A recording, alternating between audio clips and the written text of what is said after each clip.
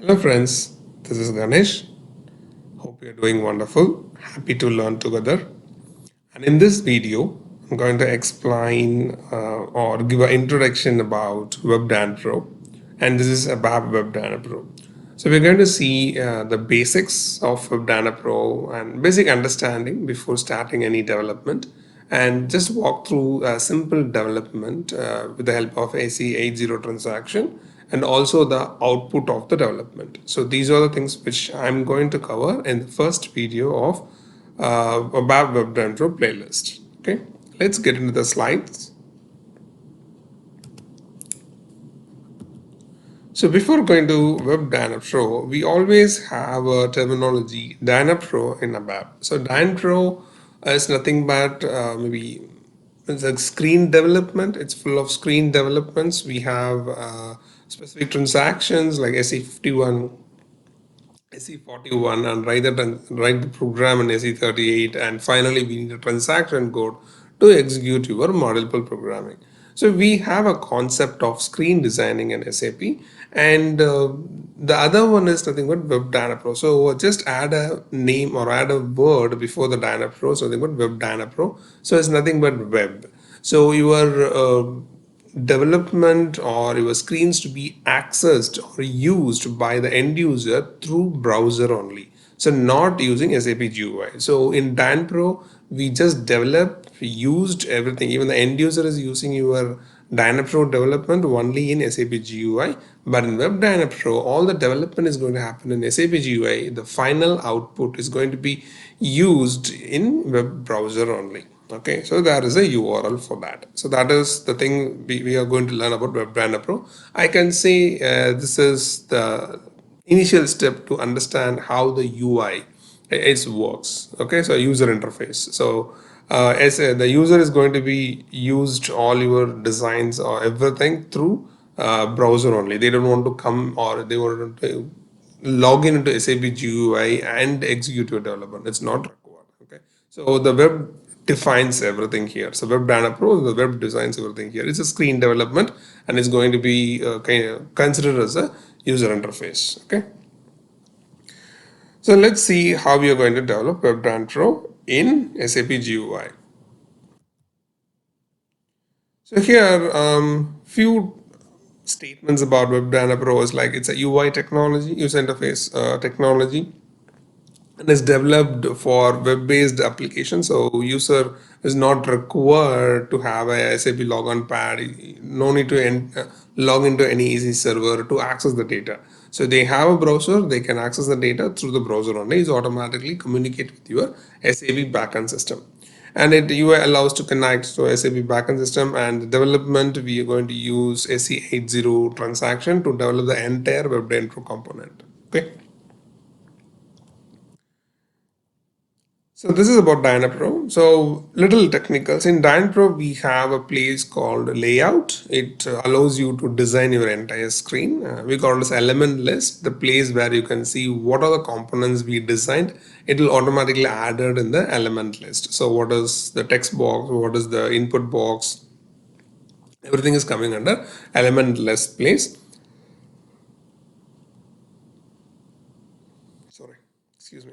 And then flow logic. So flow logic is nothing but where or the how the code is going to execute or determine when it's going to execute it. Okay, so for that we have PBO, PI, POH, POV. So the entire screen development code is going to classify into 4 areas. Okay, so these things, and we need a program to implement the above modules.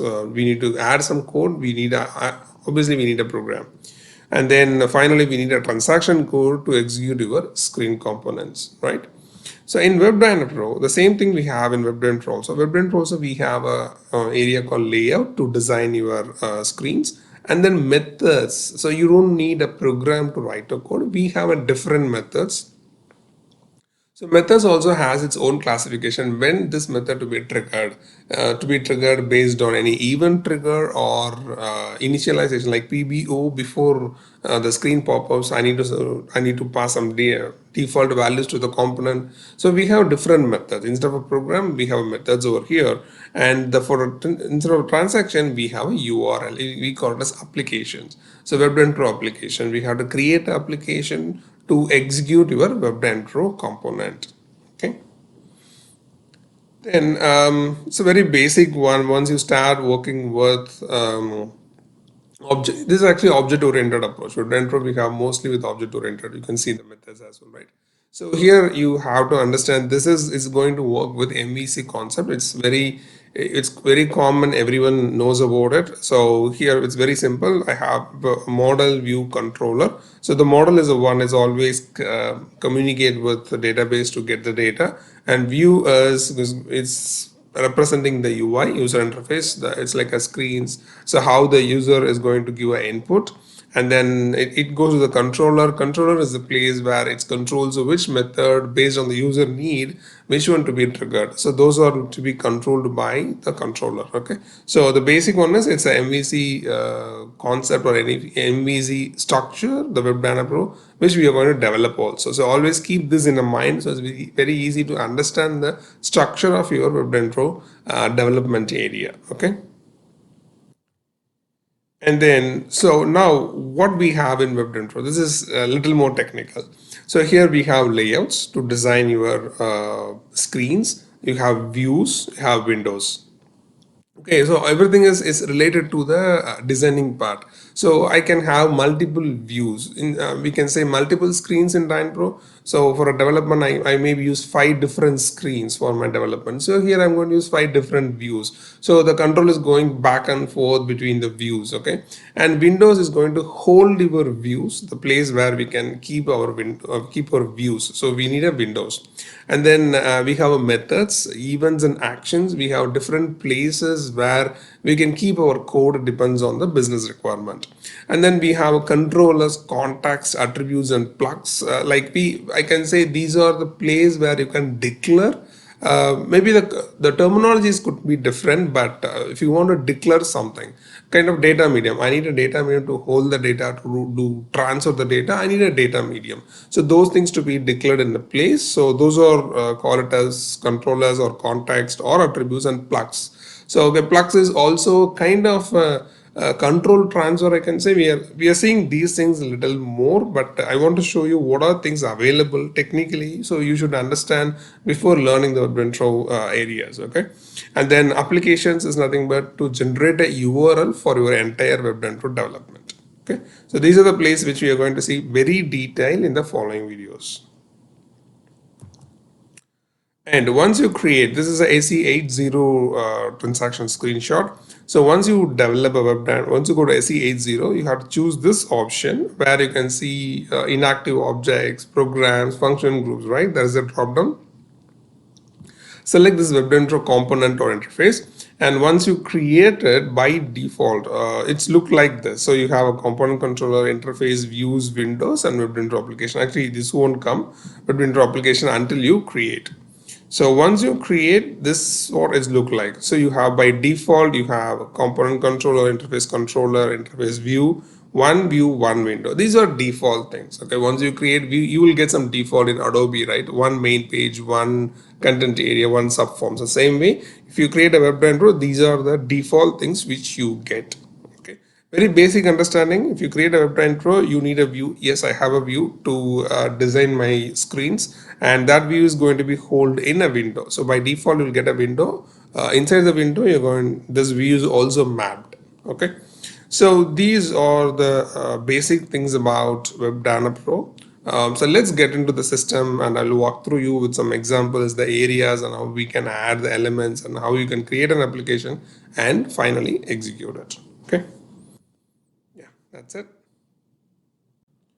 So here, this is my system, and I'm an SE80 transaction. So here I'm an SE80 transaction, and I have chosen Web Dynpro component, so where you are able to see all the options here. So just select this and give a name. This one actually already created. So we start with G first application. Okay, and press enter. it asks you this component does not exist, do you want to create? If it is already exist, it's created by someone else, you won't get this errors. Automatically it will listed whatever name you entered here. Otherwise it will ask this, do you want to create it? Yes, I want to create. And it will ask the window name, view name, description. Everything is option, means editable, and description is optional. And here I'm giving my first application, and window name by default it takes your Web Dynpro component view main. Okay, so I'm just leave as it is, continue and save it. So it created the Web Dynpro component with the basic things. Component controller. So for the time being, you remember this is a global way of declaration. The place where if you declare something, it can access in your entire Web Dynpro component. Okay, it can be a context, it can be attributes or events or methods, whatever it is. Okay, and you have one interface controller, and then you have one interface view. So we'll see everything in detail. And default you have one main and one main window. So if you go to the window, okay, this is one window.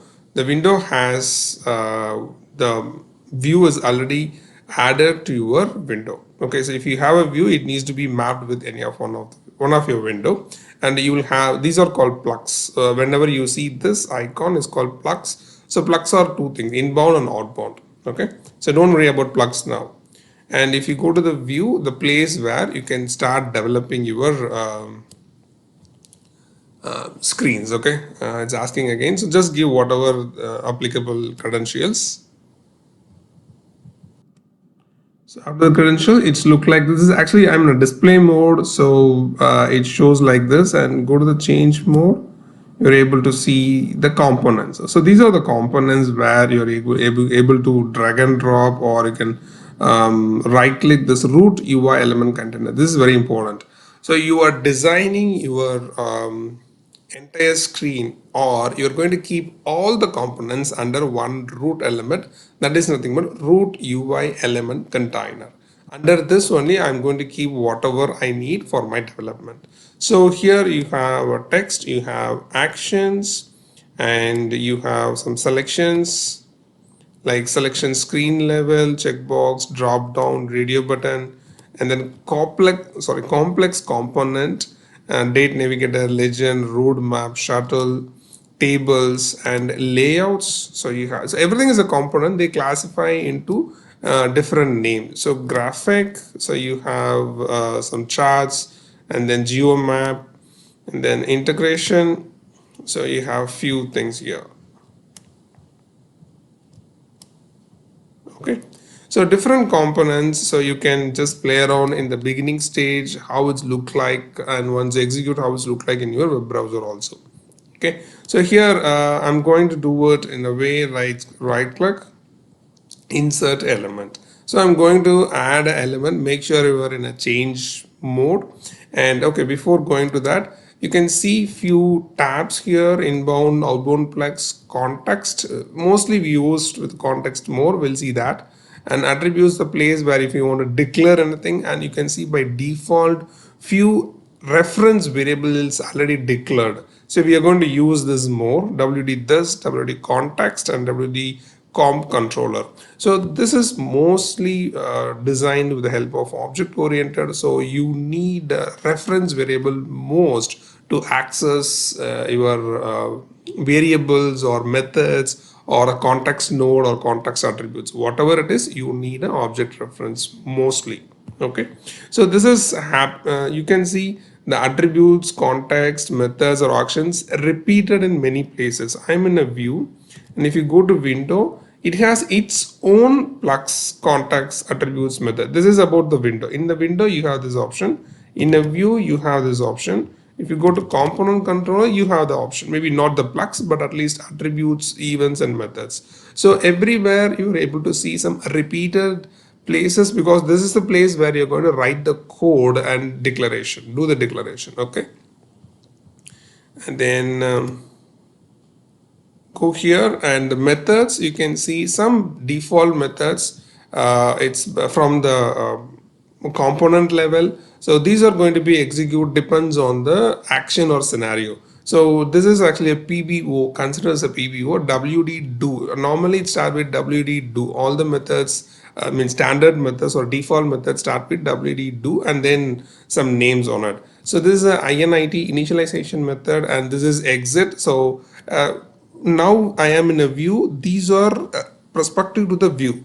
Okay, like this initiate is going to be happen once the view is going to initiate. Okay, before the view initiate, I have to write some code, then choose this. Suppose in a window, I need to start writing something before the window executes. So you have to use WD do init method in the window level. Okay, so that is very important where you have to write the code. Depends on the scenario, you have to choose the place. Suppose I want to write the code before the component itself it begins. So I have to go with methods of component controller w2do init. So everywhere you have this option and you have to choose. Okay, and you have a different type of method, default methods. Like this is, it says before navigation and it says application state change. Okay, post processing. But if you see main window, you have a few common methods, but view level independent methods also. So init and exit is mostly common in everywhere, but here you can say do after action, before action, modify view, context menu. So modify view is applicable for only in the view level. If you go to Windows methods, you don't have a modify view here. So you have init and exit common and handle default, close, on, open. Okay, so if you double click, you'll get an empty implementation. You can write the code whatever you want. Okay, so this is a little basic understanding before get into the application and go to the view. So here I'm going to add a very simple elements. So right click, insert element. So give a name for it. And this is like a text field. Text. So you can follow some naming, standard naming conventions also, depends on your customer's place. So here you have to choose which one you want. You can type it, it will come a little bit closer. So text edit. So I need just, okay, that is actually label, sorry. Yeah. So I need a label. Continue. So it's added here. So it's added here and you can see the components little bit. Okay. So I'm in a remote, so few things little weird, but if you work in the actual systems, so you're able to see a little more clarity. And these are the properties. So same like Dynpro. Okay, so if you have a component, you have the relevant property windows here. What is the ID and what is the design standard, or if you want to add something, you can do it. Better you add a name so you can see the difference of the designs. So I need to add a label on it, right? So here you have the mandatory part. So label for which input field. So currently I don't have any input fields. I'm just keeping as empty, but the text is a mandatory one. So text I'm going to give material, and you can see that is reflects here. Okay, still you can see this is a kind of it's not called enabled, kind of disabled, because one of the mandatory property is not set. So that is the reason it's actually disabled. So then you can see some other options. So here you have one more scroll bar. You can see some other properties, especially on this events. So if you want any events on your component, okay, so everything is available here. Depends on your component, the properties gets changed. Okay, if a button, there is a different property. If it is the input field, there are some different property and some common properties as well. Okay, so now I need a input box. Right click, insert element, input box, input field. Okay, so now I can go here, double click text. I can fill the one of the mandatory part. So come here, click, and it will show the relevant input field. I'm selecting that. Okay, now you can see, okay, tab, yes, it's visible now. Okay, another one, input field. So input field, double click, you can see the properties. So here alignment or display as a text, display only enabled, informations and help, input help and everything. Then come little down. Is it a password field? Where is the password field? You'll get only stars, read only. So many options are available. And then here the value. So nothing is actually a mandatory for input field. Okay. So if you want, you can add it. So here the value, if it is an input field or any component which receives the input that needs a variable or data medium to be mapped, another way we can say binding. Okay, so that is not normal declaration here, so technically we call it as context variable. Okay, so the context is a place where you can start working with the data medium where is going to be mapped with the input components. Okay, so that is the context. So attributes is a place where you can declare a variable, you can use it wherever you want, it means inside the method.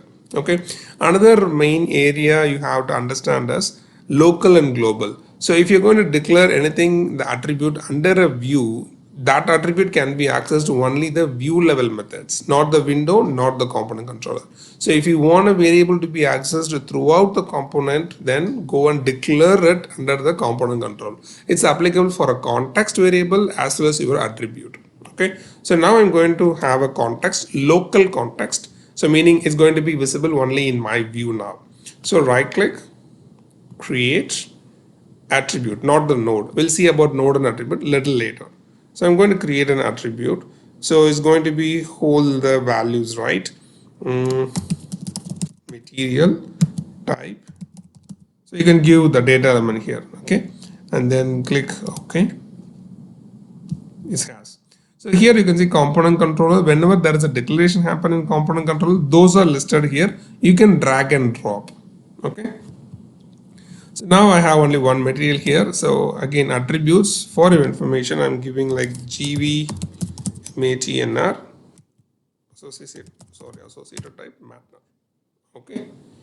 So it's not referred to because it's just a variable. It's not an object reference. So now go to layout and go to the value. So I'm selected my input field. So input field, let's come down. Value. So here you have an option called binding. So it shows mandatory binding is missing. So just click it. It shows only the context, not your attribute. So I want to show you a difference, right? So if you want to map anything with your input components, that needs to be declared under context, and attributes is just a variable. I have to use it for my calculation purpose. Okay. So context, I created this, double click, and it's connected now. It's green, binding exists. Okay, so now you can see your view. So you have material, and inside it shows its main dot material. Okay, means main is nothing but a view name dot the context attribute name. Okay, so now I'm going to add a button, insert element, button over here, add it. So here button, again, it's kind of a disabled one because I need some mandatory values to be added. So one is the text. So button is here get. You can see how the buttons look like. Yes, still because the action is missing. So go to the properties of the button here, action. You have to create it. Okay, these are disabled means you're not able to add manually, so you have to use this button and you have to create action for it. Just click create. It will ask what is the action name. Give anything is fine. So I can see get data. Okay, and description if you want. Read data from DB. Okay, and plugs we can see later. So here I am creating an event or action for a button and click continue. Once the action is ready, you can see your button in the view. It's kind of enable, meaning I have given all the mandatory values for this component. Okay, so now action is ready, right? So here get data. Now go to the action tab. So you can see get data.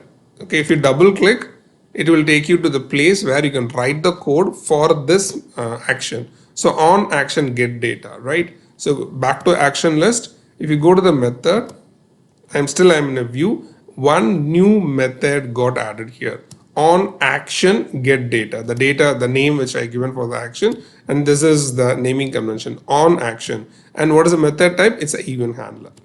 Okay, so here you can start write whatever code you want. Got it? So this is a way you have to understand the basic design of Web Dynpro, how to design, where to design, and what is context, why we need a variable under the context, and why need attributes, and how the methods actions all look like. Okay, so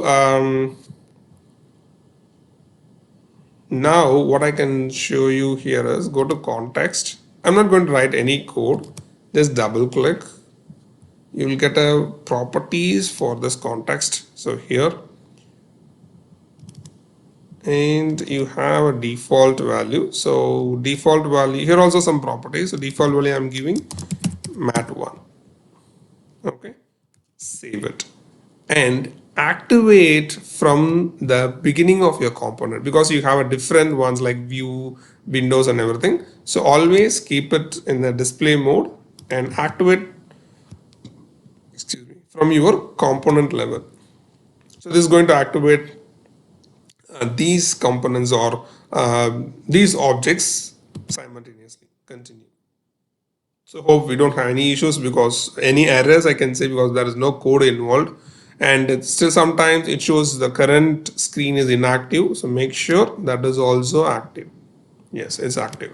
So now the component is ready to execute. Okay, so for execution, you're not able to see any execute icon over here, because this is going to be executed in the browser. So I need an application. So right click here, create Web Dynpro application. Okay, so where I'm going to create an application for my Web Dynpro component, and description is optional, so you can leave it or you can add it. First application URL. Okay, continue. So just come down. It's created. This is the one. Okay, let me save it. Okay, let's come down. So this is a URL which is going to be used to execute your Web Dynpro component. Okay. And here in the application, once you create application, you can see one more kind of folder is added here. And yes, I have my own applications. Okay. And here you can able to see the execute button. Only in the application you're able to see the execute button. Just click execute. It opens the browser. Okay. So here it's a common one, not recommended. It's fine. So continue. So here I have to enter my user ID and password. And click log on. So it just opens. So material and default value of my context attribute, and then my button. So nothing, there is no code written for the action, but this is the one it's look like. So don't worry about the alignment and all. So everything we'll see one by one. Okay, so this is a way you want to just go through the Web Dynpro. Maybe for the beginners I'm saying, go through this and try to understand how we are going to create a Web Dynpro component and what are the place we are going to write the code. That is very important. Where to create and where to write a code for it. Okay, that's it. That is the way where we are going to just place more about Web Dynpro. I would like to add one more slide, but I forgot about it. It's a floor plan manager also to be covered in the entire playlist. Okay. Thank you so much for your time and go through this. If you have any doubt, please let me know. See you in the next video. Bye.